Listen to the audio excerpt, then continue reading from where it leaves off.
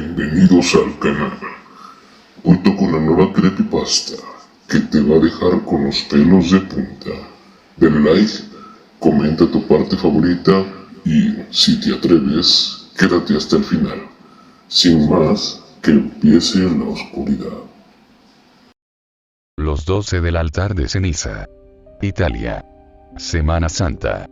Año 1962. En la región de Umbría, entre colinas boscosas, existía un pequeño pueblo llamado Monte Caligo, aislado, sin teléfono, sin radio, sin visitantes. La iglesia nunca aceptó sus misas. El Vaticano nunca lo reconoció oficialmente. Pero se sabía que allí había una capilla antigua, de piedra negra, sin cruces. Solo un altar manchado de lo que parecía ceniza y algo más. Algo que olía a carne quemada.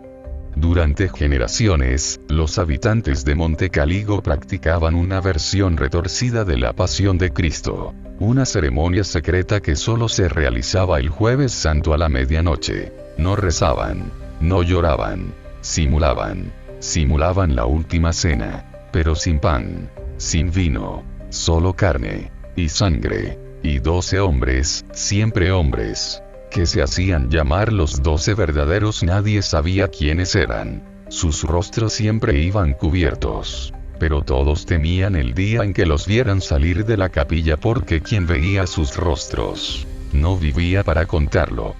Un misionero llamado Fray Lorenzo fue enviado en secreto por el Vaticano en 1962. Había escuchado rumores de que Monte Caligo aún practicaba la cena del altar de ceniza. Y lo que encontró allí fue suficiente para que el Vaticano borrara el pueblo del mapa en los registros oficiales. Esto es lo que decía su diario personal.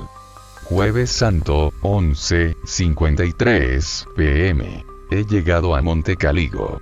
Nadie sale, nadie habla. Hay marcas extrañas en las puertas. Dedos ensangrentados, símbolos tallados, y lo que parecen uñas humanas clavadas sobre madera. Medianoche. Me escondí cerca de la capilla. Comenzaron a llegar.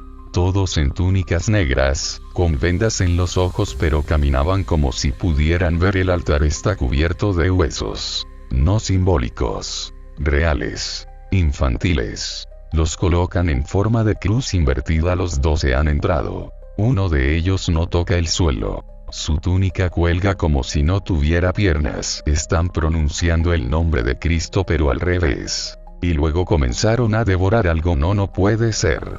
No puede ser humano. Uno de ellos levantó la cabeza. Me vio. Tenía clavos en los ojos. No eran clavos. Eran hostias consagradas. Fundidas en su carne. Están cantando. No en latín. Es otro idioma. Más antiguo. Siento que me estoy desmayando. Tengo que salir. Si alguien encuentra esto, quemen la capilla. No entren. No hablen con los niños. Ellos ya no son niños. Fray Lorenzo nunca volvió al Vaticano. Su diario fue hallado un año después en los restos de un auto calcinado, cerca de la carretera que llevaba a Monte Caligo. Su cuerpo nunca fue encontrado. Solo su lengua, envuelta en un trozo de túnica negra, dentro del compartimiento del motor. El Vaticano envió un segundo grupo. Militares. Exorcistas. Solo uno volvió. Un cardenal retirado, que no volvió a hablar jamás. Solo escribía una palabra, una y otra vez, en una pared acolchada de su celda. Apóstoles de carne. Apóstoles de ceniza. Cristo no murió aquí. Aquí lo alimentaron. Hoy, Monte Caligo ya no existe en los mapas. Una tragedia forestal supuestamente arrasó el pueblo en 1963. Pero en Google Earth, si buscas con las coordenadas exactas del lugar, se ve una imagen difusa, borrosa, pero con una forma clara en el centro. Un altar. Y 12 sombras. De pie, esperando. Y cada 33 años, durante la Semana Santa, se reciben llamadas sin origen a los conventos del norte de Italia. Una voz gutural dice: la cena comienza de nuevo. Y cuelga. La próxima es en 2028. ¿Te atreverías a buscar el altar de ceniza? Ten cuidado. porque si lo haces, no tendrás que fingir ser uno de los 12, te convertirás en el 13º, el que ya no cena, el que sirve el cuerpo, literalmente. La procesión del Cristo roto. Chisec, Guatemala. Un pueblo rodeado por montañas densas y selvas que nunca terminan. Olvidado por el tiempo. Y, según algunos, también olvidado por Dios. En este pueblo, la Semana Santa no se celebra con cánticos ni con rezos. Aquí se teme, porque cada año, al caer el sábado de gloria, cuando el sol se oculta y solo queda la neblina, se lleva a cabo una procesión de la que nadie quiere formar parte. La procesión del Cristo roto.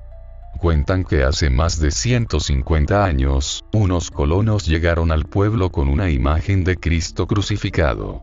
Pero la figura tenía el torso astillado, un brazo colgando por hilos de madera, y la cabeza partida, como si alguien la hubiera pisado con furia. Aún así, decidieron colocarla en la capilla del cerro. Y desde entonces, comenzaron los sueños. Sueños donde la imagen sangraba, donde los ojos del Cristo se abrían, y no eran ojos humanos, sino huecos vacíos, que gritaban. Un monje llamado Padre Anselmo fue quien intentó destruir la imagen. Y esa fue la última vez que se le vio con vida. Solo hallaron su sotana, cubierta de ceniza, y una nota escrita en su sangre. Él no quiere ser adorado, quiere caminar. Desde entonces, cada Semana Santa, la figura del Cristo roto desaparece de la capilla, y nadie lo toca, nadie lo mueve, simplemente ya no está. Y aparece, horas después, en el centro del pueblo empapado, cubierto de tierra, y con huellas sangrientas a su alrededor. Dicen que camina solo, que los perros se alejan, que los niños despiertan hablando en lenguas, y que alguien muere cada vez que él termina su camino. En 2010, un joven llamado Luis, estudiante de antropología, decidió investigar esta leyenda. Llevó su cámara, su grabadora y su fe que pronto se quebró como la madera del Cristo. Luis se hospedó en casa de una anciana llamada Doña Marta, quien le advirtió: no mires la procesión, no escuches su paso, y si llama a tu puerta, no respondas, aunque diga tu nombre. Luis, por supuesto, no obedeció. Colocó cámaras por el pueblo, esperó con su micrófono en mano y lo que captó nunca debió oírse. A las 2:33 am. del sábado de gloria, una campana que no había sido usada en décadas repicó sola, y luego se escuchó un arrastre pesado, como de madera viva, que goteaba. Luis salió con su linterna, y vio lo imposible. La figura del Cristo roto caminaba sola, pero no como una estatua arrastrada por cuerdas. Sus pies estaban fusionados con raíces, con venas. Y sus ojos, abiertos. De sus grietas salía humo. Y su cruz estaba partida, como si el peso de los pecados hubiera sido demasiado. Pero lo más terrorífico no fue verlo, fue oírlo. Una voz, seca como hueso raspando hueso, salió de sus labios partidos. ¿Quién carga la cruz este año? Luis corrió, dejó su equipo, intentó huir del pueblo. Pero todos los caminos estaban bloqueados por estatuas de santos, llorando sangre. La mañana siguiente, el Cristo roto fue hallado de nuevo en la capilla, pero con una nueva grieta en el pecho, y a los pies de la cruz, el cuerpo de Luis, con las costillas abiertas, como si algo hubiera nacido desde dentro de él. El video que Luis grabó esa noche aún circula en la Deep Web. Dura 2 minutos exactos. Y termina con un susurro que cambia según quien lo escuche. Algunos oyen: no me mires. Otros: cárgame tú. Pero los más desafortunados oyen su propio nombre. Hoy, el Cristo roto sigue en su altar, con más grietas, con más sangre, y con más secretos. Y cada año, la procesión vuelve a iniciar, no para redimir, sino para recordar que incluso Dios puede romperse. Y cuando lo hace, lo único que puede llevarte a la salvación es saber cerrar los ojos a tiempo. La cruz que no debe alzarse. Guerrero, México. Semana Santa, año 1997. En un pequeño pueblo de nombre Texcaltepec, escondido en la sierra y rodeado por barrancas profundas, se realizaba una ceremonia antigua, muy distinta a las demás celebraciones católicas. Durante toda la Semana Santa, los habitantes se encerraban en sus casas, tapaban los espejos, clavaban listones rojos en puertas y ventanas, y nadie pronunciaba el nombre de Cristo, porque aquí no se celebraba su pasión, se intentaba contenerla. Cuentan los ancianos del pueblo que hace muchos años, en una procesión tradicional, el crucifijo principal comenzó a sangrar de verdad. Primero unas gotas, después chorros. Y no era pintura, no era efecto. Los fieles lo vieron. El Cristo, de yeso, lloraba sangre espesa y oscura, mientras sus ojos se abrían, revelando un rostro que no era humano. Ese año, hubo 17 muertes, 5 desaparecidos. Y el sacerdote del pueblo se clavó a sí mismo en el altar, entre gritos que decían: Él ha vuelto. Él no perdona. Él no murió por nosotros.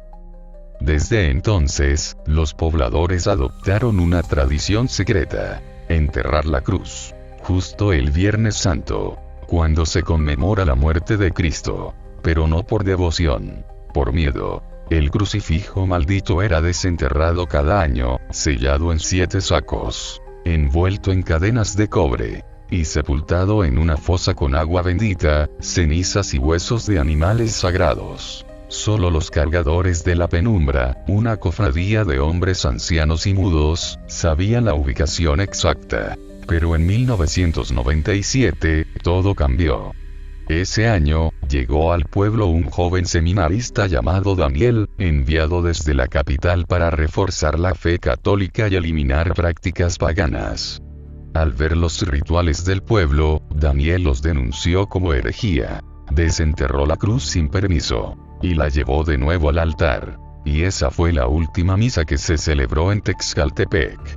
Todo está registrado en un informe eclesiástico que fue archivado y clasificado como inexplicable. Pero gracias al testimonio de Ernesto Moreno, un policía federal retirado que participó en la investigación, se sabe que la cruz fue hallada erguida sobre el altar mayor, pero no estaba vacía. Algo estaba colgado en ella. No era una figura. Era Daniel. Su cuerpo no tenía sangre. Estaba reseco, como si lo hubieran exprimido desde dentro. En la iglesia no había ventanas rotas. Nadie había entrado. Pero las paredes estaban llenas de manos. Pequeñas, alargadas, algunas con dedos de más. Desde entonces, el pueblo quedó abandonado. Las casas fueron selladas. El templo cerrado por el ejército. Y el crucifijo nunca fue encontrado. Solo quedó una advertencia tallada con uñas en la puerta de la iglesia: nunca lo levanten, nunca lo adoren. Él no fue crucificado. Él fue atado. Se dice que cada 7 años, el crucifijo vuelve a aparecer en algún pueblo cercano, si alguien lo llama sin querer. ¿Cómo lo llaman? Con el rezo equivocado, con una oración mal pronunciada, con una cruz mal colocada. Y si lo haces, comienza a aparecerte en tus sueños. Primero como una sombra, luego como una figura de yeso, y finalmente, una voz suave que te pregunta: ¿quieres cargarme o que te cargue yo? Se dice que este 2025 es el nuevo ciclo, y que alguien, en algún lugar de Guerrero, ha vuelto a levantar la cruz. Y tú que estás escuchando esta historia, quizás ya estás dentro del círculo. ¿Tienes algún crucifijo en casa? Míralo bien. Y si empieza a gotear, no es pintura. Corre. Los clavos de Xiquilán. Oaxaca, México. Año 2003. En lo más profundo de la Sierra Mixe, existía un caserío llamado Xiquilán. No tenía electricidad, no tenía escuela, ni siquiera carretera, pero cada Semana Santa, era visitado por peregrinos de todo el país, no por fe, sino por curiosidad morbosa, porque en Xiquilán, el Viernes Santo, se celebraba un ritual único. escondido durante siglos por la Iglesia y por el Estado. La crucifixión infantil no era simbólica, no era una obra de teatro. Aquí, una niña del pueblo era elegida cada 33 años, vestida de blanco, y atada a una cruz tallada a mano con sangre y saliva de familiares. Pero no la mataban, no con cuchillos. Usaban clavos antiguos, oxidado por siglos de carne. Y mientras los sacerdotes del pueblo entonaban cantos en mixe, la niña gritaba, hasta que su garganta dejaba de funcionar. Las leyendas decían que ese sacrificio era una deuda ancestral. Xiquilán había sido levantado en tierras donde, según los abuelos, se escondió un fragmento del infierno durante la colonización. Un lugar donde los demonios fueron sellados bajo tierra, y para mantenerlos ahí, una vida inocente debía sangrar cada Semana Santa. Todo esto lo supo Natalia Ruiz, una periodista del DF, que en el 2003, recibió una carta anónima con estas palabras. Este año se clava la 11ª niña. Después de ella, se rompe la cadena. Y el infierno respira de nuevo. Natalia pensó que era una broma. Pero la curiosidad la llevó a internarse en la sierra. Y encontró el pueblo desierto, silencioso, y oliendo a carne vieja. Al llegar al centro del caserío, vio el altar, una cruz negra, rodeada de velas podridas, y una niña de unos 9 años, clavada viva. La sangre goteaba en cántaros de barro, y el piso estaba lleno de insectos que se alimentaban de ella. Pero lo más impactante no fue el sacrificio, fue la expresión de la niña. Sonreía, y con los ojos blancos, murmuraba en voz baja, si no me clavan, él se suelta. Si no me clavan, él sale. Natalia huyó. Corrió hasta que su cámara cayó, hasta que sus zapatos sangraron. Y llegó, semanas después, a la capital desnuda, demacrada, y repitiendo solo una frase. Vi los clavos moverse. No eran martillados. Ellos mismos la buscaban. 2 días después, Xiquilán desapareció del mapa. Se envió una comisión a buscar el pueblo, pero donde debía estar, solo había tierra removida como si algo se hubiera levantado desde el subsuelo. Solo quedó una cruz partida, y marcas en el suelo, garras, pezuñas, y pasos diminutos, como de niños arrastrándose. En 2020, un archivo de audio fue subido a un foro de ocultismo. Decía ser una grabación de Natalia momentos antes de perderse en la sierra. En la grabación, se oye claramente como alguien le susurra en mixe antiguo. Y luego una frase, que está en español, pero parece hablada por una niña con 2 bocas. Hoy no me clavaron. Hoy yo los clavaré a todos. Ahora, cada Semana Santa, en diferentes pueblos de Oaxaca y Chiapas, han comenzado a aparecer cruces pequeñas clavadas solas en el suelo, con marcas de uñas de niños alrededor. Y cada vez que un niño desaparece, se escucha un canto ahogado, como de alguien atrapado en madera.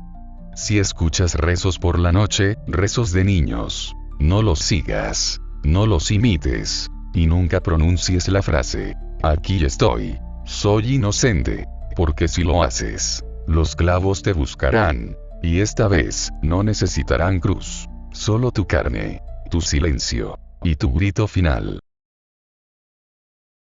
La Hermandad del Silencio. La Pampa, Argentina. Un pueblo alejado de las grandes ciudades. Nada más que campos de trigo, tierra árida y silencio. En sus días de gloria, era un centro de peregrinaje durante la Semana Santa. Pero, lo que la mayoría no sabe, es que algo oscuro comenzó a desarrollarse bajo las raíces de la iglesia. Algo que no debería haberse despertado. Cuenta la leyenda que en el Sábado Santo de 1872, una familia llegó a La Pampa buscando refugio. Eran migrantes, como muchos. Pero su destino era algo distinto. La madre llevaba consigo una niña de apenas 5 años, con un rostro que, al ver, muchos juraban que no era humano. La niña, Isabel, tenía los ojos tan profundamente oscuros que sus pupilas parecían vacías, y su piel tan pálida, que en la luz del atardecer, parecía casi translúcida. Un rostro angelical, pero que inspiraba un temor ancestral. el pueblo se detuvo al verlos. La madre se acercó a la iglesia, donde estaba el sacerdote de aquel tiempo, el padre Federico. La madre dijo: mi hija ha sido marcada, y este es el lugar donde deben sellarla. El padre Federico, un hombre de fe inquebrantable, le permitió entrar, aunque algo en su interior le decía que no lo hiciera. La niña Isabel sonrió. Y entonces, el sacerdote escuchó algo que nunca olvidará. El susurro de una voz que no venía de su boca, sino de su mente. No soy lo que parece. Mi padre está esperando. Y si me dejas, vendrás con él. Aquella noche, el pueblo escuchó llantos, gritos, y un sonido extraño, como de cadenas arrastrándose por el suelo. En la mañana siguiente, la madre y la niña desaparecieron, pero el sacerdote apareció en el altar, en silencio, con las manos manchadas de algo negro. Nunca habló. Pero a partir de esa Semana Santa, el pueblo cambió. Los campos dejaron de producir. Las vacas dejaron de dar leche. Las personas comenzaron a desaparecer una por una.